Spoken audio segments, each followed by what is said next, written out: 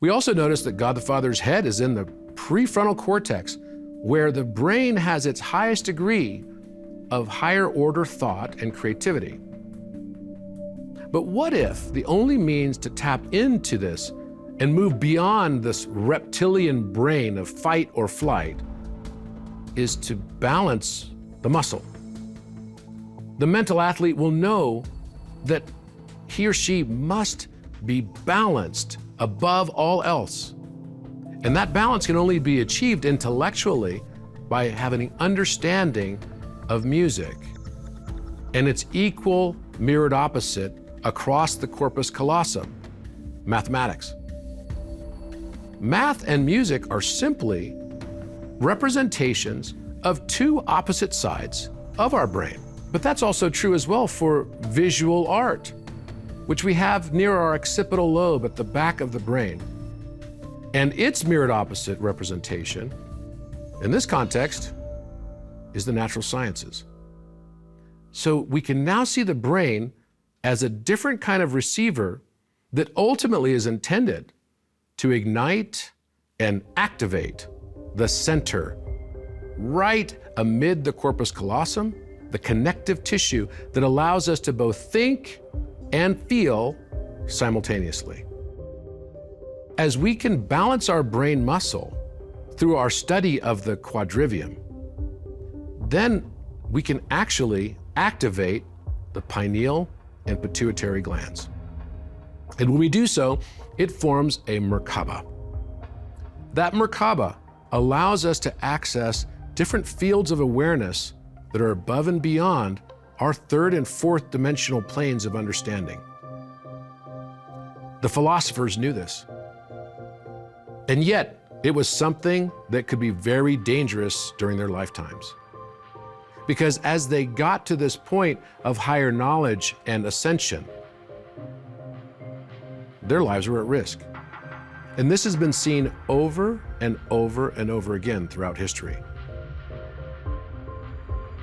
The good news for us today is we're now living in a different time. The Earth is intended now, through this aeon, this portion of our precession of equinox, and this age of Aquarius is intended for us to be able to seek, and not only seek, but also experience this level of higher awareness. That what the philosophers experienced and all the myriad discoveries that they had in their renaissances throughout time will now be coming again to this earth.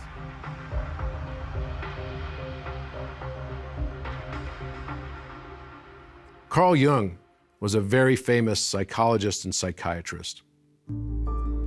Carl had been a protege of Sigmund Freud, but he realized the limitations of Sigmund Freud's philosophical perspective on psychiatry, and he noticed that most of the concepts of Freud were rooted in these very arcane approaches and belief that mankind was literally chained to the lower segments of the Maslow's hierarchy of needs. But Carl Jung believed a different future for humanity. As a philosophical, wisdom-seeking alchemist, Carl Jung noted that there was a divine future for humanity. He called this process individuation in a book that he wrote called Aeon. This individuation process is something that is achieved through balanced thought and study, resulting in philosophy. What Carl Jung believed is that as we ascend to higher knowledge through learning to balance our brain centers across the quadrivium, that we will be able to experience new higher dimensional experiences, provided, however, that we learn how to integrate our shadows. If we live in a U inverse, every experience you have is your responsibility. My experiences are my responsibility. Fear could be real from the perspective of danger. Danger is real, but fear actually is a choice.